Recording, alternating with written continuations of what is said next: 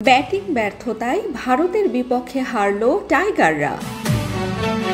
বাংলাদেশ ভারত মহারণ মানেই দুর্দান্ত লড়াই।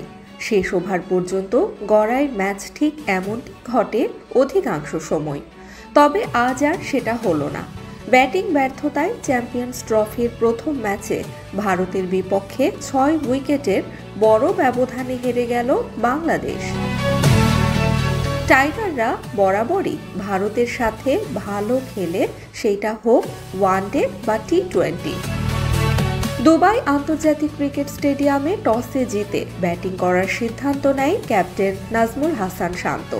ইনজুরির কারণে এই ম্যাচের স্কোয়াডে ছিলেন না অভিজ্ঞ মাহমুদুল রিয়াদ। অধিনায়কের আগে ব্যাটিং করার সিদ্ধান্তকে ভুল প্রমাণ করে ঝড়ের গতিতে উইকেট বিলিয়ে দিয়ে আসেন সৈম্য মুশফিকরা। মুশফিকের মতো অভিজ্ঞ ব্যাটাররাও এই দাঁড়াতে পারেনি ভারতীয় বোলারদের সামনে। মুশফিকের মতো অভিজ্ঞ ব্যাটাররাও এদিন দাঁড়াতে পারেনি ভারতীয় বোলারদের সামনে। সাম্প্রতিক সময়ে বাংলাদেশের সবচেয়ে বড় চিন্তার কারণ ব্যাটিং। চ্যাম্পিয়ন্স ট্রফিতে এসেও পাল্টায়নি টাইগারদের ব্যাটিংয়ের চিরচেনা সেই চিত্র।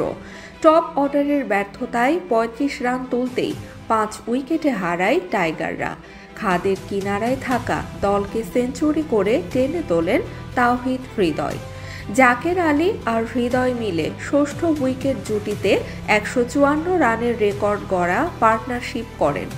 মোহাম্মদ শামির বলে জাকের আলী ৬৮ রান করে বিরাট কোহলির হাতে তালুবন্দী হন, কিন্তু অপর প্রান্তে ঠিকই লড়াই চালিয়ে যান তাওহিদ হৃদয়। শেষ পর্যন্ত কেরিয়ারের সেরা ইনিংস খেলে পূর্ণ করেন নিজের ওডিআই কেরিয়ারের প্রথম সেঞ্চুরি। এতেই ২২৮ রানের লড়াকু পুঁজি পায় বাংলাদেশ। এই ম্যাচে মূলত একাই বাংলাদেশের ব্যাটিং অর্ডার গুড়িয়ে দেন মোহাম্মদ শামি। ৫৩ রানের বিনিময়ে ৫ উইকেটের শিকার করেন এই গতি তারকা। ২২৯ রানের টার্গেটে খেলতে নেমে শুভমান গিলের সেঞ্চুরির উপর ভর করে ৪৬ ওভার ৩ বলে ৬ উইকেটে হাতে রেখেই জয়ের বন্দরে পৌঁছে যায় ভারত। তবে এই ম্যাচে টাইগার বোলারদের বাহবা দিতেই হবে। অল্প পুঁজি নিয়েও লড়াই করেছেন তাসকিন রিশাদরা। রিশাদ ৩৮ রানের বিনিময়ে ২টি উইকেট তুলে নেন। একটি করে উইকেট পেয়েছেন মোস্তাফিজ ও তাসকিন।